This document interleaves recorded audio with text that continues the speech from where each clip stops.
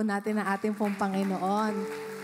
Magandang umaga po sa ating lahat, sa mga nasa overflow spaces natin, even sa mga naka-tune in po sa ating pong live stream. Good morning to all of you. So, gaya nga po ng ating nakita kanina, ang ating pong theme for the month of June is Christ's victory is the answer, breaking free from bondages. And I believe with all the preaching na atin pong narinig mula noong first Sunday until last Sunday, ako po'y naniniwala that we are already experiencing the promised victory of God sa atin pong mga buhay.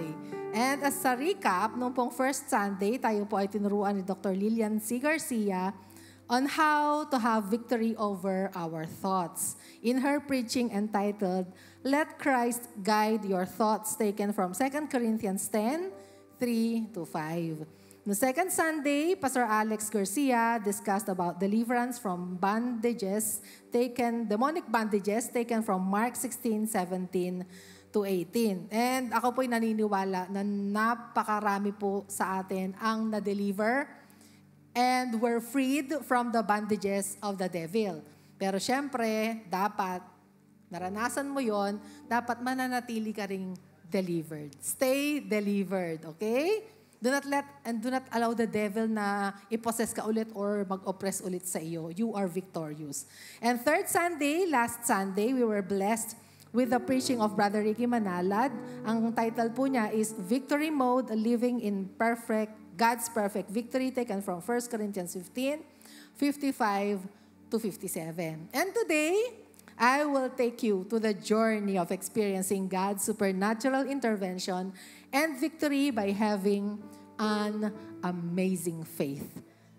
Okay, so first po na gusto ko pong ipakita sa inyo yung pong quotation from John Gresham Machen, an American Presbyterian theologian and fundamentalist. Ang sabi po niya, the more we know of God, the more unreservedly we will trust Him. The greater our progress in theology, the simpler and more childlike will be our faith. And that is true. That's why God keeps on revealing Himself to us through our circumstances. Maganda yan, pangit yan. Lagi po nire-reveal ng Diyos ang Kanyang sarili po sa atin. So it is very important for us to always be on the lookout on how God is revealing Himself to you in all situations that you are in. And today, as we journey on the topic of having an amazing faith, we will discuss the things we can learn in one of the events of Joshua's life. Our title is The Amazing Victory of Amazing Faith. The amazing victory of amazing faith, experiencing God's supernatural intervention, and the victory through amazing faith. Ang ating text ay nasa Joshua 10:7-14. Basahin po natin. Joshua 10:7-14. So Joshua marched up from Gilgal with his entire army, including all the best fighting men. The Lord said to Joshua, "Do not be afraid of them. I have given them into your hand. Not one of them will be able to withstand you." After an all-night march from Gilgal, Joshua took them by surprise. The Lord threw them into confusion before Israel, so Joshua and the Israelites defeated them completely at Gibeon. Israel pursued them along the road going up to Beth-horon and cut them down all the way to Azekah and Makkedah as they fled before Israel on the road down from Beth-horon to Azekah. The Lord hurled large hailstones down on them, and more of them died from the hail than were killed by the swords of the Israelites. On the day the Lord gave the Amorites over to Israel, Joshua said to the Lord in the presence of Israel, "Sun, stand still over Gibeon, and you moon over the valley of Aijalon." So the sun stood still, and the moon stopped, till the nation avenged itself on its enemies, as it is written in the book of Jashar. The sun stopped in the middle of the sky and delayed going down about a full day. There has never been a day like it before or since, a day when the Lord listened to a human being. Surely the Lord was fighting for Israel. Let's pray. Panginoon, marami pong salamat for this word na amin pong pagbubulayan ngayong umagang ito. And we continue to welcome you, Holy Spirit, in our midst. For you said in your word that when 2 or 3 are gathered in your name, you are in the midst of them. And we believe that you are here with us today. At ikaw nga po, O Diyos, ang tunay na magbibigay na iyong mensahe right there at the heart of your people. Maiintindihan nila, malalaman nila, and they will understand that it is you who will give them the victory over all the circumstances and challenges that they are facing and will be facing in their lives in the name of Jesus. Bless everybody, Lord, and this we pray, be honored, be glorified this morning. This we pray in Jesus' name. Amen and amen. Palakpakan po natin ang banal na Espiritu, for He is here with us today. Welcome, Holy Spirit. Okay, so this is an amazing story where we can learn 3 important principles and truths. Una, yung pong God's promise. The second is God's supernatural intervention. And number 3, Joshua's amazing faith. Okay, so pag-usapan po natin yung una, God's promise. God's promise. And allow me to reread yung atin pong text in order for us na ma-connect po natin yung ating pong mga verses sa atin pong mga points. Okay? So, God's promise in Joshua 10:7-8. Ang sabi po, so Joshua marched up from Gilgal with his entire army, including all the best fighting men. The Lord said to Joshua, do not be afraid of them. I have given them into your hand. Not one of them will be able to withstand you. So Joshua, during this time, may be so afraid. Maaaring natatakot si Joshua. Sa tingin po ninyo ay bakit? Kasi po, there were 5 kings who collaborated para po i-atake ang Israel during this time. Basahin po natin ito sa Joshua 10 verse 5. Ang sabi, then the 5 kings of the Amorites, the kings of Jerusalem, Hebron, Jarmuth, Lachish, and Eglon, joined forces. They moved up with all their troops and took up positions against Gibeon and attacked it. The previous battles of Joshua and the Israelites, mga liit-liit lang na mga battles yon. Pero this time, there were big troops coming from 5 kingdoms. Yung pong lulusob po sa kanila. And God knew the situation of Joshua and Israel. At alam din ng Diyos, natatakot si Joshua. Being the head of the Israelites, syempre siya yung tao talaga na mamumuno sa kanyang kawal. At anong ginawa ng Diyos? He personally comforted Joshua. He personally told him, do not be afraid of them. I have given them into your hand. Not one of them will be able to withstand you. And so with our lives, ganun din po. Alam po ng Diyos ang atin pong kinakaharap na suliranin, mga challenges. At kapag ang buhay po natin ay patuloy na namumuhay in accordance to God's perfect will, we obey our God, we do everything that is pleasing to His sight. Kapag po tayo humarap ng pagsubok, humarap sa mga bagay na hindi maganda, asahan po ninyo, God will personally comfort you. And He will personally tell you, do not be afraid of them, for I am giving them into your hand, and not one of them will be able to withstand you. Amen. So do not be afraid. Do not lose hope. Have courage because God is taking over your situation. All you need to do is to have courage and trust that God will take over your situation. Remember this. Whatever God promised to you, He will fulfill. Bakit po? Siyempre kapag sinabi po ng Diyos, gagawin po niya. Especially kapag ang pinanghahawakan mong pangako ng Diyos, galing po mismo sa kanyang salita, then expect that He is going to do that for you. Kapag ang promise ng Diyos sa'yo, I will heal you, He will heal you. Kapag ang promise ng Diyos sa'yo, I will provide for you, He will provide for you. When God said to you, I will take over, then expect that God will take over. Amen? Amen. Praise God. So what promise of God are you holding on to right now? Ano yung promise ng Diyos na pinanghahawakan mo ngayong oras na ito kung ikaw man ay humaharap sa pagsubok? Then believe that He will do and fulfill that promise to you. Hindi ka dapat na mag-doubt. Dapat wala kang, baka mamaya hindi mangyari.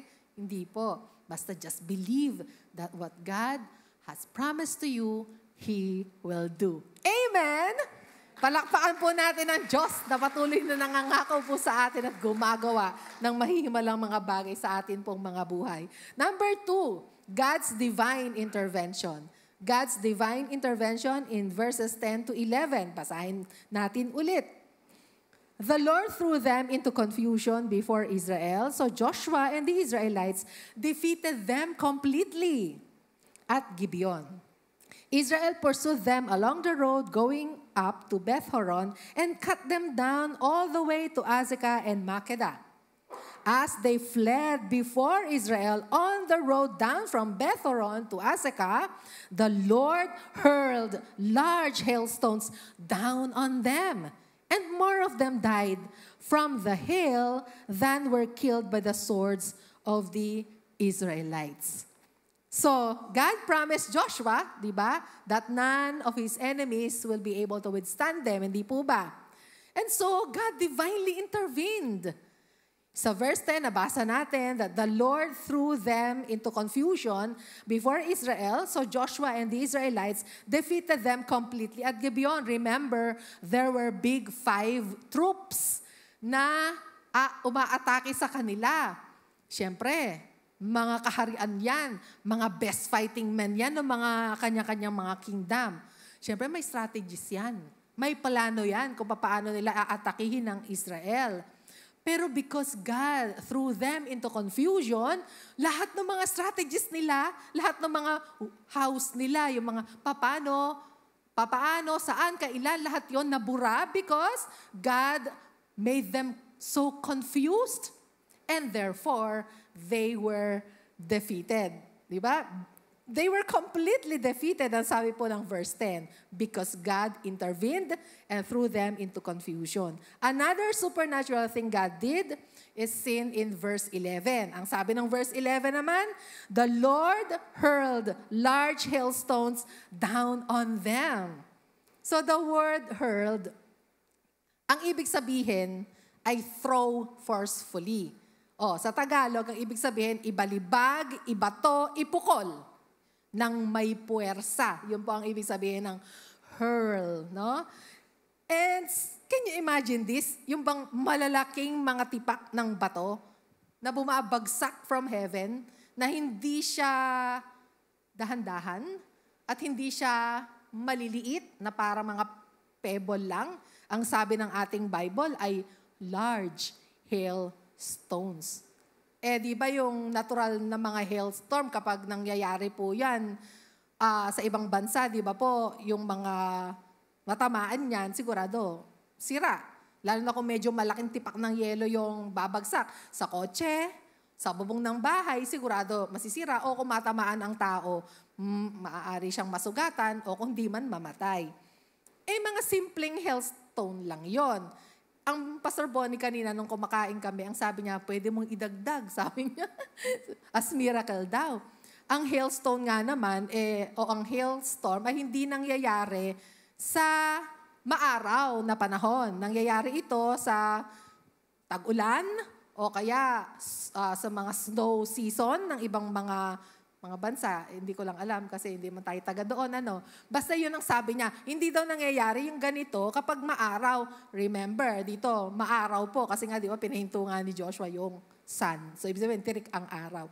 Idagdag mo yon, sabi niya, kasi miracle din yon. Kaya yon, dinadagdag ko pong miracle na ginawa po ng Diyos yon sa hindi kapani-paniwalang panahon, nag-hailstorm po sa lugar na iyon noong naglalaban po si Joshua at ang kanyang mga kaaway. And ang sabi ng Bible, more of them died from the hail than were killed by the swords of the Israelites. Pero ang isa pa pong amazing, yung pong nakita ko during the time that I was meditating on this devotion. Kasi this is my devotion and I am sharing this with you. Itong buong preaching na ito, devotion ko po ito. Noong pong time na nabasa ko po, yung talagang, di ba, ang sabi, binabagsak ng Diyos yung malalaking tipak ng yelo. Tapos imagine po ninyo, yung mga kalaban ni Joshua, nagtatakbuhan sila, di ba po? Ang sabi, they fled. So, nagtatakbuhan sila dahil nalito na nga sila. Wala na yung strategies nila. So, tumatakbo sila. Hinahabol ngayon sila ng mga Israelites. Tapos, ang Lord, binabagsakan sila ng malalaking tipak ng bato. Imagine niyo po, tumatakbo ang mga kaaway.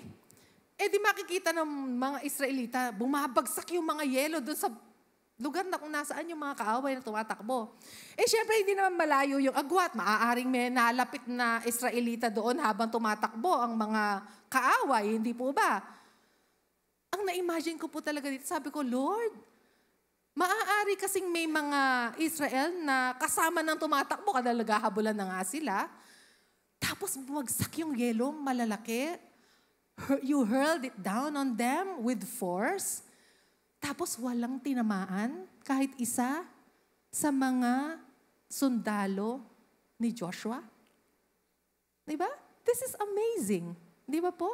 Sa pangkaraniwang kaisipan, hindi mo yun maiisip. Ang sabi ko nga, paano kung halimbawa isa ako dun sa mga Israelita lumalaban at nagkataon, inabutan ko sila. Tapos bubagsak yung malaking yelo. Tapos hindi ako nasaktan. And this is amazing. Amen? Palakpakan po natin ang Lord. Hallelujah. At ginawa po ito ng Diyos dahil sa pangako niya kay Joshua. Ang sabi ng Diyos, do not be afraid of them. Not one of them will be able to withstand you. At siniguro po ng Diyos na matutupad ang kanyang pangako kay Joshua.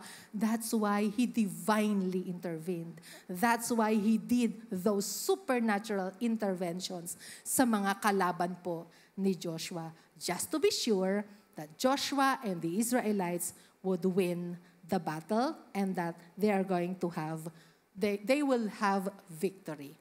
Now, sa buhay po natin, we may be facing very difficult or even impossible situations.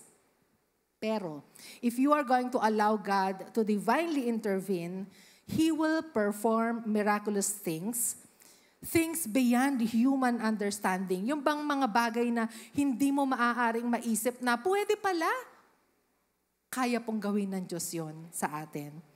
And He is going to do that because He wants to prove to you that He is God, He is powerful, and He can do the impossible. Amen? Palakpak ulit para sa Diyos. Hallelujah. Now, ang tanong, what impossible situation are you facing right now? Ano ba yung sitwasyon na kinakaharap mo ngayon na parang ang hirap-hirap, parang wala ka ng pag-asa, yung nawawalan ka na ng pag-asa? Then believe that God will divinely intervene because nothing is too hard for Him. Walang mahirap sa Diyos. Kayang gawin ng Diyos ang lahat ng bagay para sa'yo because He loves you and He wants you to be victorious in your life. Because He wants you to glorify Him. And that is the end result ng lahat po ng mga nararanasan po natin ng mga divine interventions, answered prayers, supernatural interventions ng ating Diyos sa buhay po natin. Ang end result nun, God wants Him to be honored and glorified. Kaya wag po nating ma-miss that every time God is doing something great sa ating pong buhay, wag nating kakalimutan to always bring Him back all the glory and honor. Amen? Kasi kapag ganoon, He is going to be pleased with your life at maniwala kayo, marami pang mga magagandang bagay, marami pang mga promises ang Diyos na tutuparin niya sa buhay mo dahil you are honoring Him, you are glorifying Him, you are pleasing Him. Amen? Amen. Praise God. Hallelujah. Number 3, Joshua's amazing faith. Joshua's amazing faith in verse 12 ng Joshua 10. Basahin natin ulit. On the day the Lord gave the Amorites over to Israel, Joshua said to the Lord in the presence of Israel, Sun, stand still over Gibeon, and you, moon, over the valley of Ajalon. Remember the quotation that I shared with you kanina lang? Ayon kay John Gresham Machen, ang sabi niya, the more we know of God, the more unreservedly we will trust Him. Yung bang itatrust mo siya ng walang ifs and buts kasi kilala mo siya eh. Tapos ang sabi pa niya, the greater our progress in theology, the simpler and more childlike will be our faith. The greater mo daw na nakikilala ang Diyos, the more na magiging childlike yung faith mo, na mapapaniwalaan mo siya kahit sa mga bagay na parang imposibleng mangyari. And this happened to Joshua. This happened to Joshua because he truly knew who God was in his life, and this enabled him to develop great and amazing faith in Him. Bakit po? Kasi di ba we know Joshua, siya po yung kanang kamay ni Moses during the time that they were traveling dun sa wilderness. Siyempre, kapag assistant ka ni Moses, dapat lagi ka nasa tabi ni Moses. So nalalaman niya lahat, yung mga pinapanalangin ni Moses, lahat ng mga lumalabas sa bibig ni Moses, nakikita niya yung lahat ng ginagawa ng Diyos sa buhay ni Moses, maging sa kanila rin siyempre, nakikita niya. Yung isang nakita niya, during the time na sila ay lumalabas sa Egypt, andun sila sa wilderness, mainit ang araw, pero may pillar of cloud. Sabi ko nga, normal lang naman yun. Di ba yung naglalakad ka, miskin naman sa ngayon, di ba? Naglalakad tayo, ay makulimlim, thank you Lord, di po ako naiinitan. Sa atin nangyayari naman talaga yon, di ba? Natural yun. Nung gumabi na, madilim na, wala namang ilaw, nasa wilderness ka nga, bigla nagkaroon ng pillar of fire. That is supernatural intervention of God. Nakita yun ni Joshua. At sinabi niya, oo nga Lord, this is supernatural. He began to have a knowledge of who God was during that time. Isa pa pong ginawa ng Diyos na nakita ni Joshua, syempre, nung time na hayan na yung mga Egyptians, sinahabol sila, saan man sila, tumingin sila sa likod, andyan yung kampo ng Parao, tumingin sila sa harapan. Anong nakita nila? Red Sea. Wala na silang pupuntahan. Malapit na yung kaaway. Anong nakita ni Joshua? Di ba nahati ang Red Sea? Di ba? The Lord divided the Red Sea and they were able to walk on dry ground. Kasama po si Joshua na naglalakad noon. Di ba po? So naglalakad sila na ang nasa, marami po sila so hindi makitid yun. Siyempre maluwag yun. Malawak dahil marami sila. So biruin mo, nasa kanan at kaliwa mo ay tubig na pataas ang flow, hindi pa baba. Hindi ko alam, pataas nga ba o pababa. Basta, dyan lang sila, hindi sila umaalis sa tabi. And they were able to pass on the dry ground. At noong makalagpas na silang lahat, heto yung mga kaaway. Siyempre, sinusundan sila. Ano ang sabi ng Lord doon, di ba? Yung dinadaanan nila, di ba? Nagkaputik-putik, di ba? Kaya nahirapan yung mga gulong ng mga chariots nila. Yung nahirapan talagang humabol yung mga Egyptians, hindi nahabol ang mga Israelites. Tapos noon, isinalikop na yung tubig. O di namatay na yung mga kaaway. Nakita po yun ni Joshua. Isa pa pong nakita ni Joshua, yung time na kailangan nila ng food. Ang dami-dami nila. And God provided them the manna and the quail. For how many years? 40 years. Na huminto lang po yun noong sila po ay nakatawid na po sa lupang pangako. Kasi syempre, pwede na po silang mamitas sa mga bunga doon. Meron na po silang pagkain. Pero during that time na sila po ay nasa disyerte for 40 years, God provided for them manna and quail. Joshua witnessed those supernatural acts of God sa kanilang mga buhay, and therefore, he was able to develop great and amazing faith. Mas nakilala niya kung sino ang Diyos na siyang nagko-comfort sa kanya nung panahon na ito na siya na ang naglilid sa mga Israelita. Isa pa po. Now think about it. Who in the world would dare ask God to make the sun and moon stay still? Joshua did. Joshua did. He boldly asked for the impossible and he believed God would answer. He had faith that God would truly make the sun and moon remain motionless from where they were as He requested. And this is amazing faith. And God saw it. And so He was so pleased. He was so pleased with Joshua. And so He honored it and He granted it. Ikaw ba naman? Diyos ka.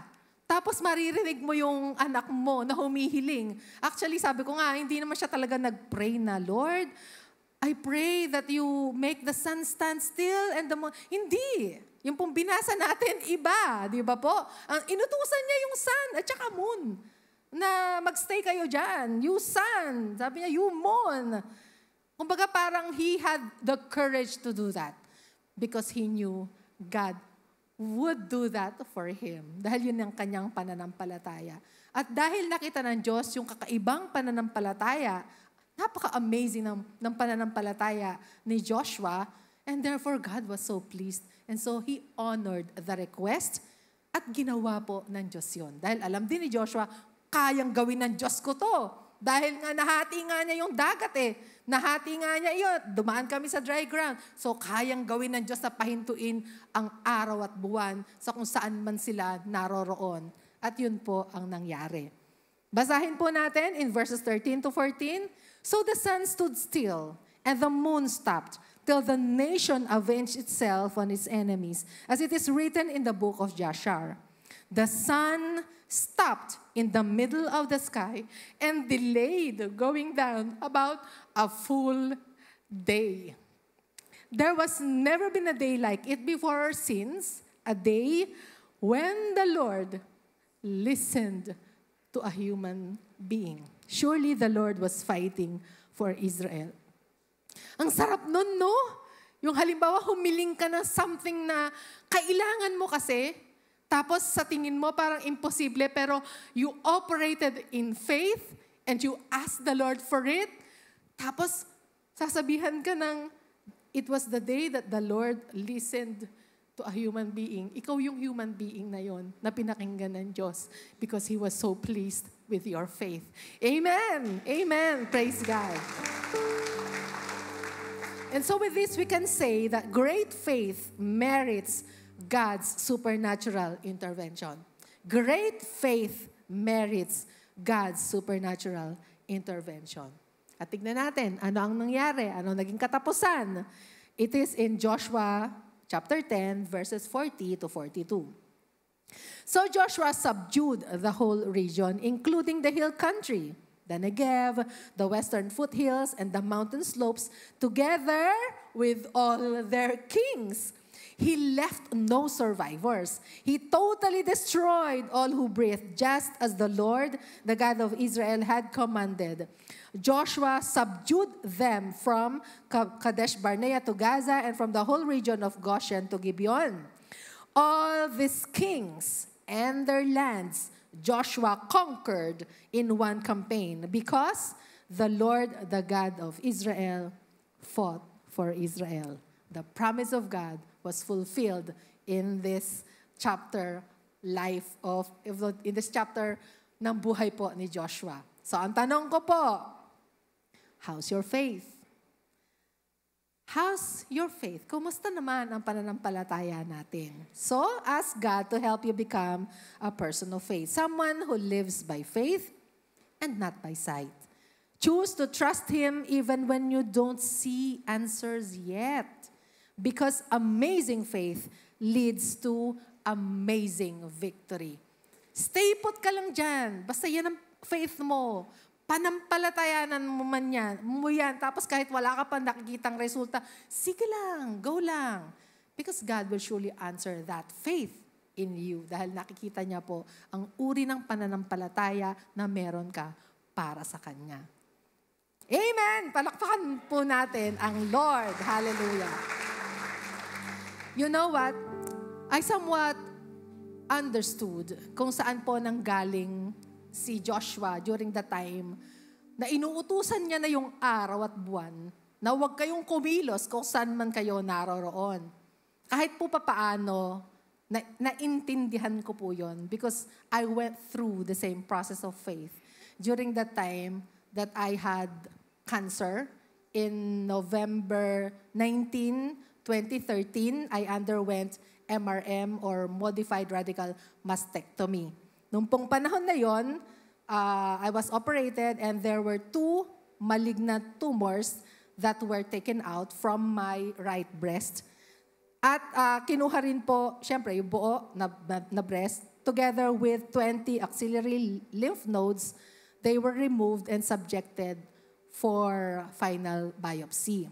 Kasi po, nung time na yon, I was operated and then dinala yung specimen, yung 2 tumors, dinala sa Mount Carmel to have it rush frozen biopsy, basta ganon. Para mabilisan malaman kung malignant ba o benign. Sabi kasi ni Dr. Noel Evangelista, pag benign, isasara lang natin. Pero kapag malignant, perform tayo ng MRM. So it was malignant, and therefore, yun nga, nag-undergo po si Sister Ellen ng MRM during that time. So that was November 19, 2013.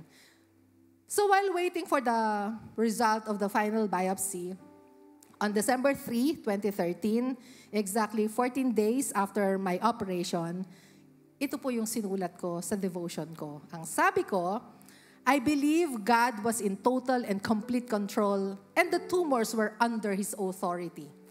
From the beginning, God knew that the tumors were malignant. Ako hindi ko alam, pero ang Diyos alam niya. And He knew exactly what to do with them. They were under His power, and so He kept the cancer cells contained inside those 2 tumors. He did not allow them to get out and spread. I believe that was what happened, and this will be proven by the final biopsy tomorrow. Kasi po, anong time na yan, nag-notice na po si Mount Carmel, available na po ang result ng final biopsy. At ito po yung talagang, actually, hindi yung paniniwala, basta alam ko, yun yung ginawa ng Diyos. Sabi ko nga, Lord, alam mo naman po from the beginning that the tumors were malignant, and therefore, they were under your authority. Sabi ko sa Lord. Tapos, basta naniniwala ako, alam ko, kaya naging 2 yung tumor. Actually, hindi ko nga alam ba't naging 2. Lord, alam ko po, ba't naging 2? Kasi para may puntahan yung, di ba ang nature po ng cancer, wala po siyang magagawa kundi kumalat siya. Dito po si Dr. Hazel. Wala siyang magagawa kundi kumalat. Yun yung nature niya. So talagang dapat kakalat siya talaga. Kaya lang, sabi ko nga, the Lord is under itong tumor na ito, these cancer cells. They were under God's authority, and therefore, Lord, you did not allow them to spread. Ako'y naniniwala na contain sila doon sa 2 tumors na yon at hindi sila lumabas. Sabi ko, basta yun faith, alam ko, yun yung mangyayari. At sabi ko nga, and this will be proven by the final biopsy tomorrow. Yun yung sinulat ko. Kaya lang po, nung gabi na yon, December 13, yung pong mother-in-law ko, the mom of Pastor Bonnie, died. She died nung evening po ng December 13. Kaya po nung time na yon, sabi ko nga, parang mas mabigat ang dagok kay Pastor Bonnie. Kasi ang nanay niya namatay, tapos yung asawa niya may cancer pa. Pero may sarili naman pong word ang Lord para sa kanya. So yung pong pagkuha ng final biopsy, supposedly December 14, December 4 pala. Naging December 5. So, naging December 5. So, tignan po natin. Kasi actually, na-share ko na po ito. Kaya lang, hindi ko nilagyan ng mga ganyan-ganyan eh. Pero ngayon, ipapakita ko po sa inyo yung mga papel na yan. Okay, so, kaya ko po yan inilagay dyan para makita natin, oo nga, December 5, 2013 nga. So, December 5, 2013 yan. So, the next picture, hinighlight ko na po yung mismong result ng final biopsy. Ang nakasulat dyan ay no residual malignant tumor, definitive specimen nipple, basal lines of resection, and 20 axillary lymph nodes, tumor-free. Praise God! Hallelujah! Tapos, tignan natin yung, siyempre kapag may general statement, dapat may kinuhanan niya ng mga specifics, hindi ba?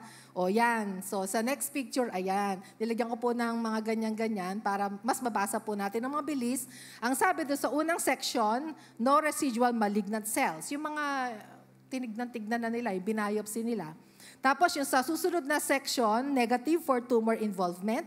At sa susunod na section, no note of metastatic malignant cells. So, yung pong aking declaration and belief or faith or whatever you will call it, God kept the cancer cells contained indeed inside the two tumors, and He did not allow the cancer cells to spread. Yun po yung patunay. Truly, our God is an amazing God, and He can do even the impossible. Praise the Lord. And, syempre, to top it all, yung cancer journey ko po, it only lasted for 24 days. Because in 24 days, I was cancer-free. Hindi ko na po kinailangang mag-chemo kasi yung pong bukol, although malaki sila, nasabi nga po ni Dr. Noel Evangelista sa akin, ang laki ng tumor na nakuha ko sa'yo. Siguro stage 2 ka, ginanyan niya ako.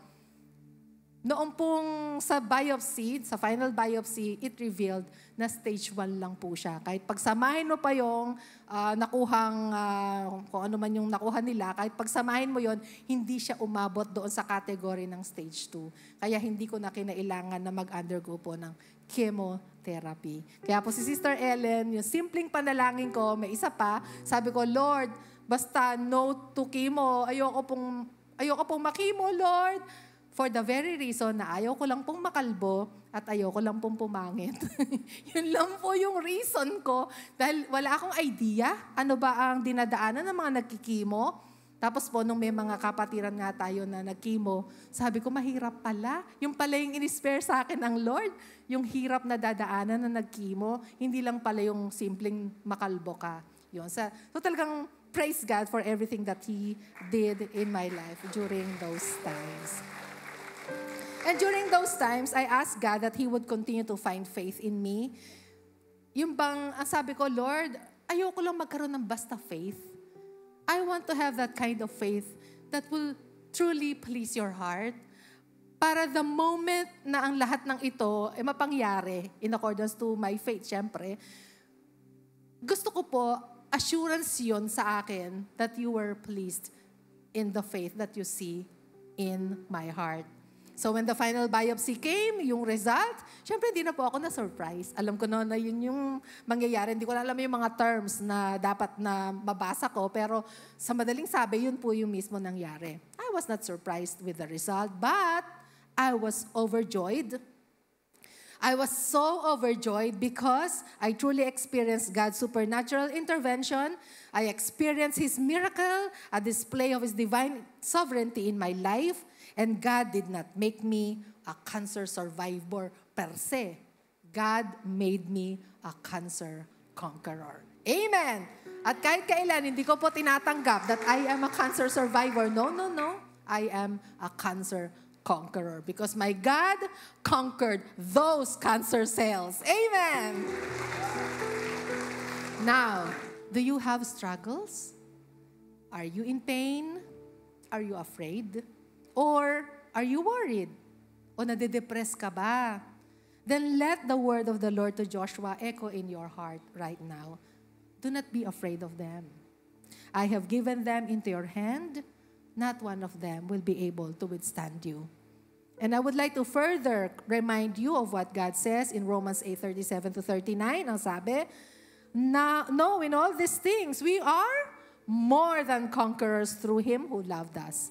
For I am convinced that neither death nor life, nor angels nor demons, neither the present nor the future, nor any powers, neither height nor depth, nor anything else in all creation will be able to separate us from the love of God that is in Christ Jesus our Lord. Amen!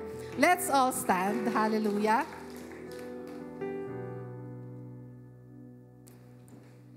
You know, last Saturday, June 14, we had the privilege of attending the Strengthening of the Church Operations Training or ESCOT 2025. I was so inspired with Pastora Carol Balkin's teaching where she tackled about biblical principles in spiritual and ministry breakthroughs. At ito po yung part ng kanya pong sinabi. Basahin po natin. Ang sabi po ni Pastora Carol, every breakthrough will be tested.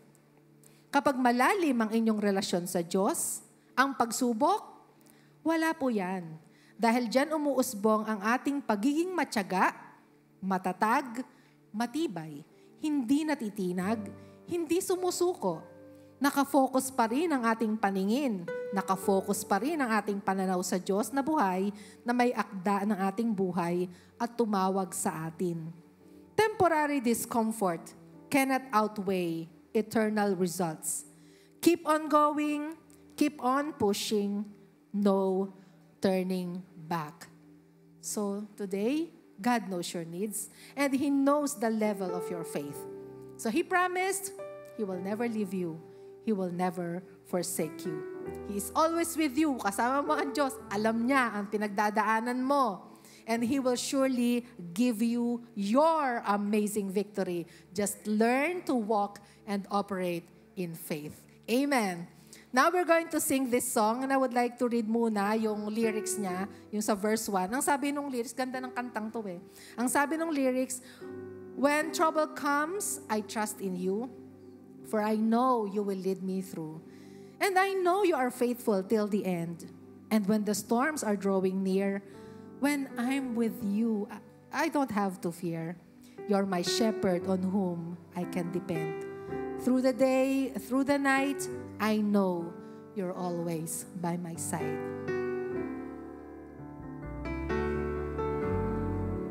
When trouble comes, I trust in you. For I know you will lead me through. And I know you are faithful till the end. And when the storms are drawing near, and when the storms are drawing near, when I'm with you, I don't have to fear. You're my shepherd on whom I can depend.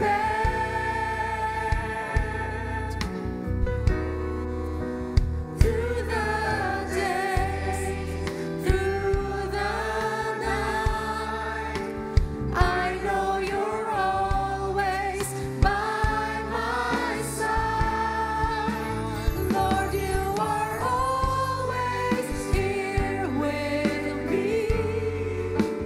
There is no changing God in thee. You are the same yesterday and today and forevermore.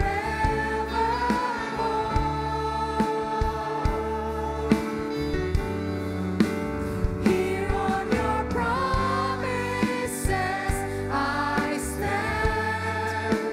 You hold my future in your hand. My solid rock, Almighty God, I worship you. Lord, you are always. Lord, you are always here with me. There is no changing God in me. You are the same yesterday and today and forevermore.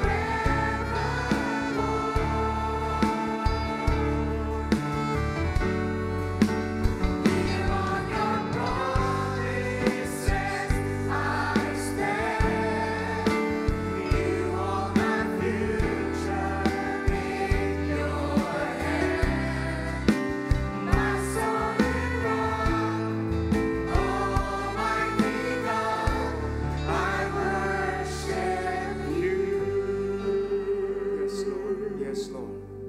I know we can sense the sweet presence and the sweet embrace of God's power sa ating buhay. Palakpakan po natin sandali ang Diyos sa buhay.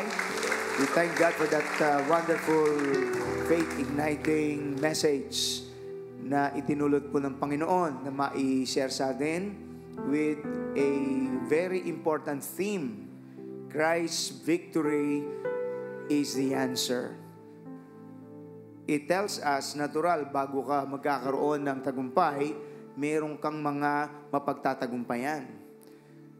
Madaling salita, na banggit ko kanina, huwag tayong maniwala kapag nakangiti ang isang tao, wala siyang problema. All people, basta tao ka na nabubuhay sa broken world na ito, lahat ng tao may kinakaharap, may binabaka sa buhay. Right now, kahit mga kabataan natin ngayon, biro nyo, the highest rate of suicide daw ngayon sa mga kabataan. Imagine that. Yung mga couples, married couples, yung mga pamilya, kahit mayayaman, napakarami din nilang kinakaharap na bakahin sa buhay. And it will help us to think very deeply. Ang message title po natin, napaka-comforting. Amazing victory through amazing faith.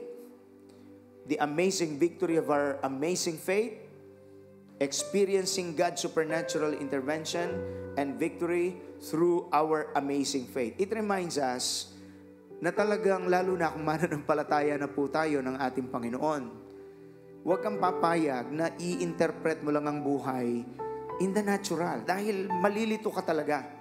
Kaya yung iba, puro nag-overthink. Kasi pinipilit unawain sa sariling limitadong unawa ang sitwasyon. At pagkatapos, meron pang iba, this is unfair. So, they will play the blame game. Sisisihin ng magulang, sisisihin ng boyfriend, sisisihin ng boss. Victim mentality. Kabit-kabit yan. Hanggang maglalasing na lang. Yung iba ay idadaan na lang sa paglilibang in the hope na biglang mawawalang problema. This is not the proper way to face problems. The Lord is teaching us, especially the people of God, hindi pwedeng hindi ka humakbang sa pananampalataya. Ang tekstong ginamit, napakaliwanag po. Itinulot ng Diyos ng Israel sa pangunguna ni Joshua ay makaharap sa sabay-sabay na mga bansa, 5 makakapangyarihang kalaban. Parang ngayon, pinagtutulungan ng Israel. Itutulot ng Diyos yun para maunawaan ng tao, huwag kang maging believe sa sarili mo. We need God. So huwag ka lang basta mag-overthink. Yung iba naman, puro iyak lang ng iyak. It's okay to cry kasi nakaka-release din yun eh. Pero ang ganda ng paalala kanina ng ating Ate Dore. Tamang umiyak ka, pero huwag ka lang iyak ng iyak. Kailangan matuto kang manampalataya.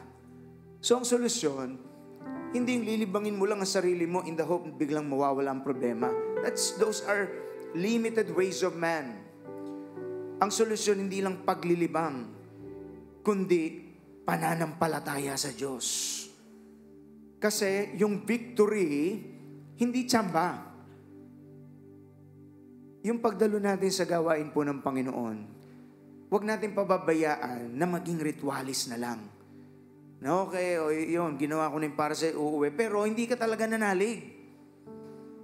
Ang susi sa tagumpay ay pananampalataya. Look at this please, 1 John 5:4. Para lang ma-activate natin ang faith natin. 1 John 5:4. Look at this place. Everybody, for every child of God defeats this evil world. And we achieve this victory through? There you go.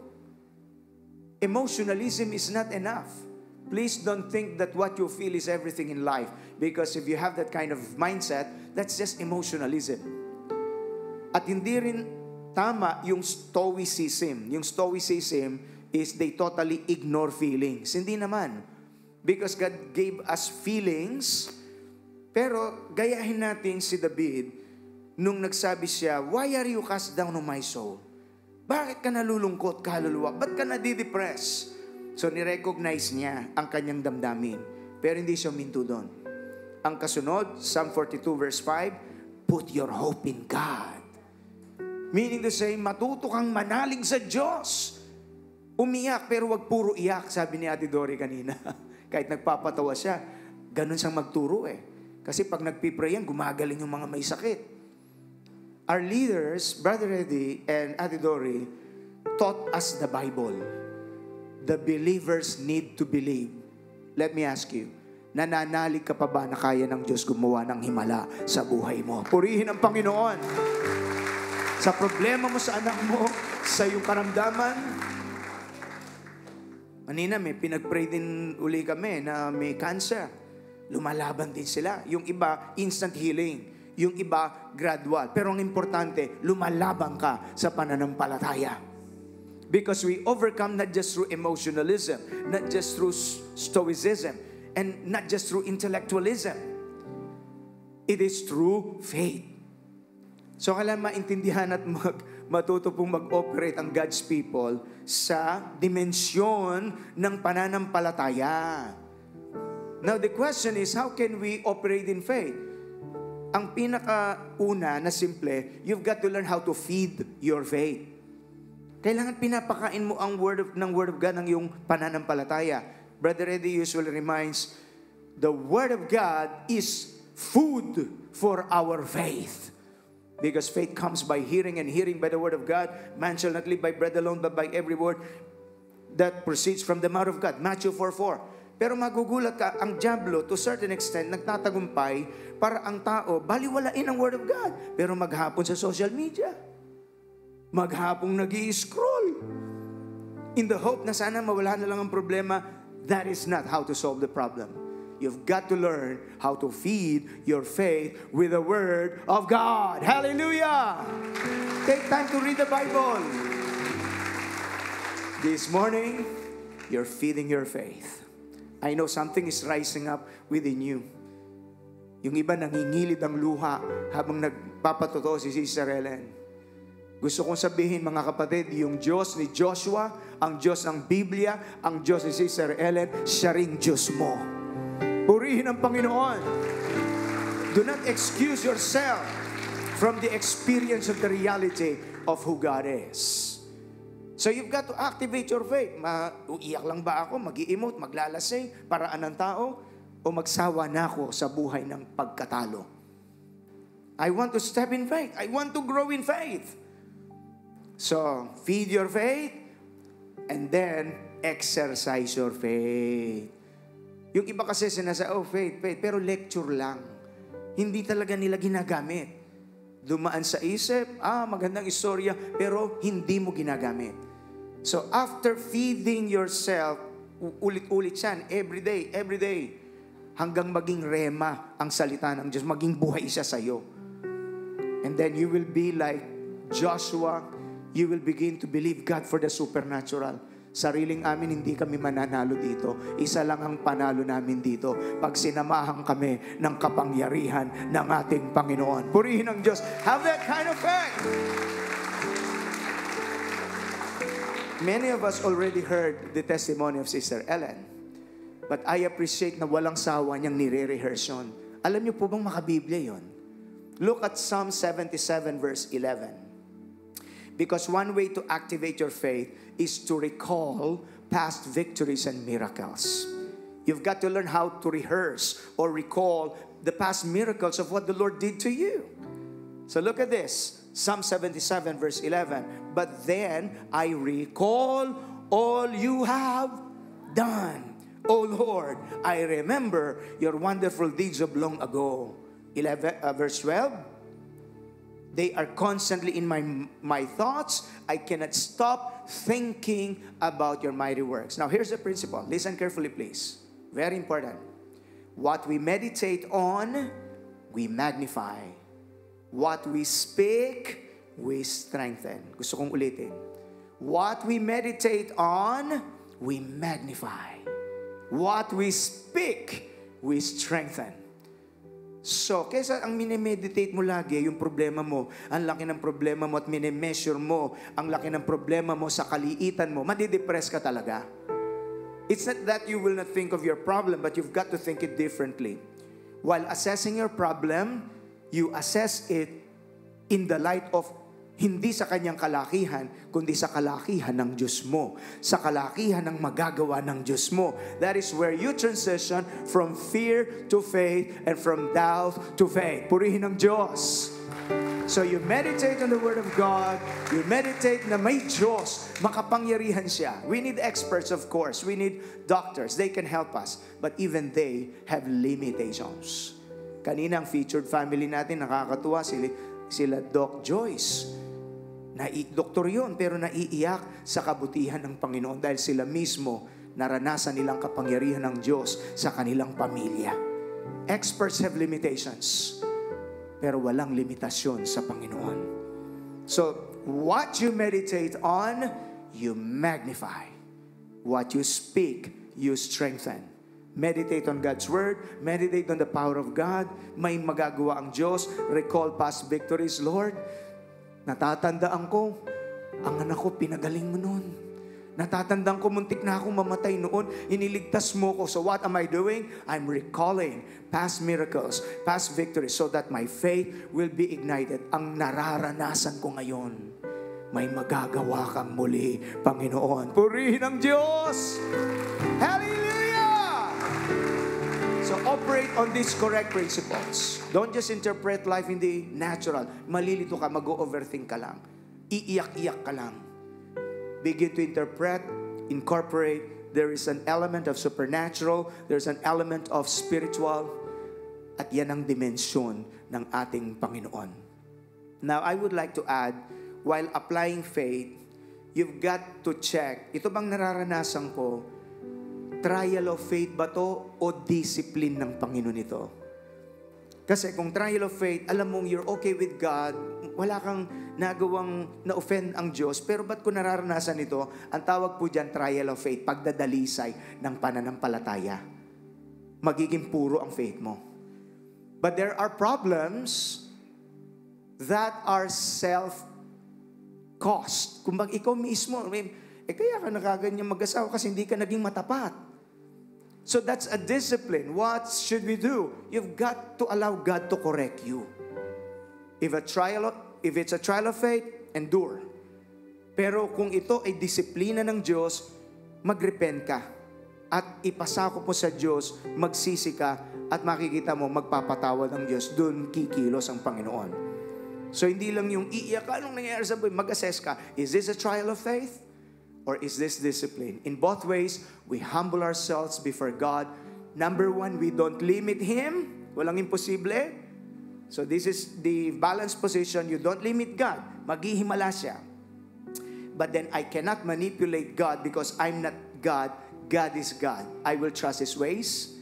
And then I will also do my part. Magiging responsable din ako. That's the balanced position.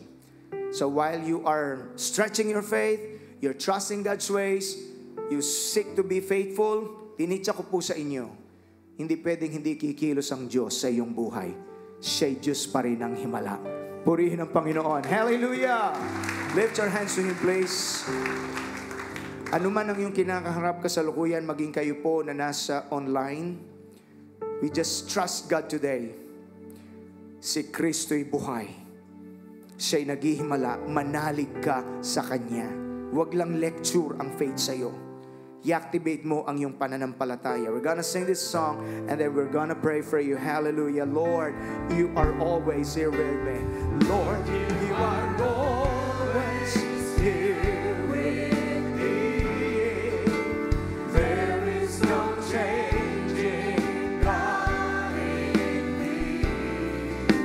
You are the same yesterday and today and forevermore.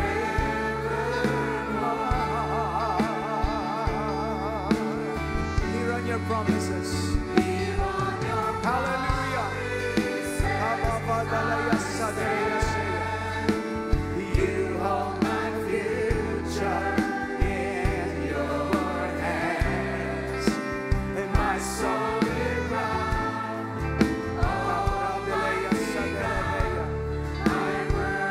Yes, Lord, yes, Lord. Hands are lifted toward heaven at nakikita ng Diyos ang ating puso. Kanina pa man, your faith is rising up. Because faith comes by hearing, and hearing by the Word of God. Nais pala ng Diyos maranasan natin ang kanyang kapangyarihan. Hindi niya kalooban na hinaharap mong mag-isa ang mga batbat ng suliranin sa buhay. Kahit magsabay-sabay pa yan, katulad ng naging problema nila Joshua at ng Israel. Dumarating yung panahon, natutuliro ka na kasi sabay-sabay ang problema. At minsan naluluha ka na lang, and God understands it. And while God cares for you, He also wants you to operate in faith. Sa lahat ng nagsasabi, nais kong maranasan ng Diyos, hindi ko siya lilimitahan. I will grow in my faith life. I will experience the victory of Jesus.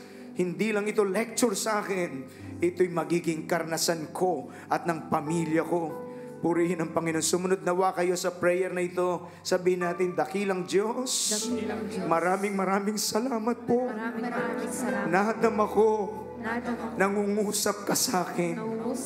Ayaw mong manatili ako, O Diyos, sa lugar ng pagdududa, lugar ng katalunan, lugar ng kalungkutan. Salamat sa iyong pag-ibig. Salamat po sa iyong makapangyarihang kamay na naghihimala, na iyong iniaabot sa sandaling ako'y tumawag sa iyo. I declare, Lord, I need you in my life.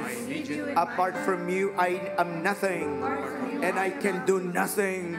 Subalit kung sasamahan mo ko, walang bagay na mahirap sa iyo. Kaya't sa pangalan ni Jesus, siyasatin mo ng aking puso. Anuman pong kakulangan, anumang kasalanan, sinadya ko man o hindi, pinagsisisihan ko ito, Panginoon. Cleanse me by your blood. Your word says, if I regard iniquity in my heart, the Lord will not listen. Kaya tunay kong itinatakwil ang buhay ng karumihan, buhay ng kasalanan. Sa pangalan ni Jesus, ang mga ito'y hadlang sa iyong makapangyarihang kilos sa buhay ko. Today I declare, you are Lord over my life, over my situation. You are Lord over my problems. You are bigger than all the problems that I face. I declare your miracle. Salamat sa iyong himala. Inaangking ko ito ngayon sa pangalan ni Jesus. Sa pangalan ni Jesus. Continue to pray and specifically mention to the Lord your specific situation while I pray for you. I'm gonna pray for you. Sabihin mo sa Diyos kung kailangan mo ng healing sa iyong katawan. Kung may problema kayong kinakarap po ngayon na matindi sa iyong pamilya, sabihin mo ito, iluhod mo ito sa Panginoon. Sa trabaho, sa iyong pananalapi, whatever situation it is, hallelujah, huwag nating maliitin ang Diyos natin. Siya'y Diyos ni Josue. Siya'y Diyos na kumikilos. Hallelujah. Speak to the Lord your specific situation. Even as I pray, dakilang Diyos, habang inuusal po ng iyong mga anak, ang mga spesipikong kalagayan sa buhay, silang mga nangangailangan ng kagalingan ng iyong himala. Sa pangalan ni Jesus, yung ginawa mo sa iyong anak, kay Sister Ellen, siya'y nanalig, Panginoon, nagpakita ka ng himala, hindi ka nilimitahan ng iyong anak. Today, in the name of Jesus, hallelujah, any kind of sickness and disease na humahaplit sa pangangatawan ng God's people, sakit sa puso, sakit sa kidney, kung may nandito meron kang CKD, isang malalang sakit sa iyong kidney, huwag kang mawala ng pag-asa. Manalig ka kay Jesus. Hallelujah, hallelujah. Oh Lord, in Jesus' name, habang nakapatong ang isang kamay ng iyong mga anak sa bahagi ng katawan nilang may sakit, ang isa'y nakatas sa iyo, palatandaan ng pananampalataya tulad ni Josue, na ika'y makikialam. Release your healing touch. Release your healing touch. Release your healing power. Hallelujah. Be healed. Exercise your faith. I claim my healing. By the stripes of Jesus, I am healed. Hallelujah. Sa pangalan ni Jesus, sa pangalan ni Jesus, kung meron kang struggles na habit at ika'y nalulungkot, sa pangalan ni Jesus, tanggapin mong yung kalayaan. Manalig ka, mag-operate ka ng faith. I claim my deliverance. I claim my deliverance in Jesus' name. I claim my healing. I claim my financial breakthroughs. I claim the miracles na kahit sabay-sabay pa yan, makapangyarihan ang aking Diyos. Hallelujah! Shakarabababaya. If you can pray in tongues, pray in the Spirit. Come on. Come on. Activate your faith. Activate your faith. Shabarada katalaya seya. Kayo po na nasa live stream, the power of God is not limited by distance, space, and time. Receive God's hands. Receive the reviving power of the Holy Spirit. And you are committing that you will not just overthink. You will not just interpret your situation with your carnal thinking. Isasama mo ang malaking Diyos, makapangyarihang Diyos sa iyong kalagayan. Sa pangalan ni Jesus, give Him praise. Hallelujah. Lord, you are always. Hallelujah. Sasamahan mo ang iyong mga anak. Sasamahan mo, Diyos, ang mga ama ng tahanan. We believe. We believe for your miracles. Woo! Hallelujah. You are the same yesterday and today and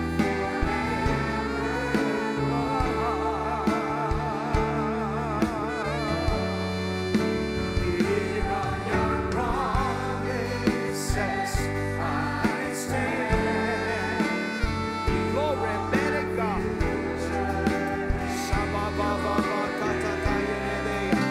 In my soul it rise. Almighty God, I will. Come on, one more time. Lord, you are always. And Lord, you are. I know you can sense His presence. You can sense His embrace. You are a child of God. Hallelujah. You are the same. Hindi ka nagbabago. Noon, ngayon, at kailanman. Hallelujah. Here are your promises. Here are your promises. I stand. Ang aming kinabukasan, ang buhay ay nasa iyong kamay. Almighty God, I worship you. My solid rock. My solid rock. Almighty God, I worship you. My solid rock. Hallelujah. My solid rock. Almighty God, I worship you. Feel free to worship Him. We worship you, Lord. We worship you, oh God. Oh, we worship you, worship you.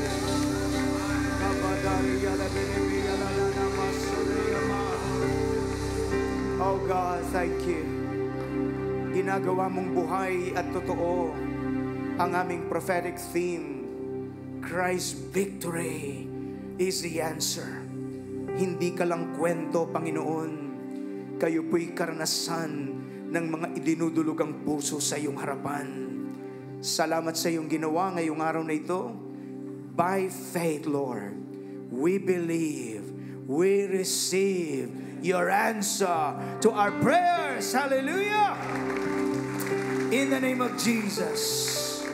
In the name of Jesus. We thank you so much, Lord God. Seal the message that your people received today. The amazing victory that God gives through the amazing faith that we will operate on. Thank you for reminding us what we meditate on, we magnify. What we speak, we strengthen. We will meditate on your bigness, on your power, on your promises. And we will speak the power of your words. And we promise, Lord, we will give you all the praise and all the thanks.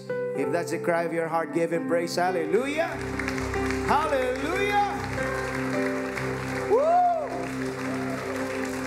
Ang Yung mga milagro po ng Diyos, pag pinag-aralan natin ang Bible, sometimes instant, sometimes it's gradual. Kanina, I believe that's a word of knowledge. If there's somebody here, you came, nangangamba ka sa kidney mo, i-operate mo ng i-operate ang faith. You lay your hands. At pagkatapos makikita mo, yung manifestation yan. Magpa-check up ka uli, luwalhatiin mo ang Diyos. Hindi ka kinakalimutan ng Panginoon. Purihin ang Diyos. Tell your neighbor, you are victorious through Jesus. Ipag-uusapan po kayo sa inyong life group. Honor God and pray for each other. Lift your hands to Jesus. Thank you, Lord God, for the assurance that including the prayer petitions in this prayer request box ay yung dininig, Panginoon. Damang-dama namin sa aming puso. May ginawa ka, Panginoon. Salamat sa revival of faith among your people. They will operate in faith more and more. At hindi lalayo ang iyong mga anak sa iyo dahil naranasan ang iyong kabutihan. Your hands are lifted for the final pastoral benediction. The Lord bless you and keep you. Cause His face to shine upon you. Be gracious to you and give you His peace. The Lord bless you indeed and keep enlarging your territory. His mighty hand to be upon you and protect you from all evil. The love of the Father, the grace of our dear Lord and Savior Jesus, the sweet fellowship of the precious Holy Spirit be upon us all, now and forever. All will say, Amen and Amen. God bless you all. To God be the glory. See you next week. Praise God.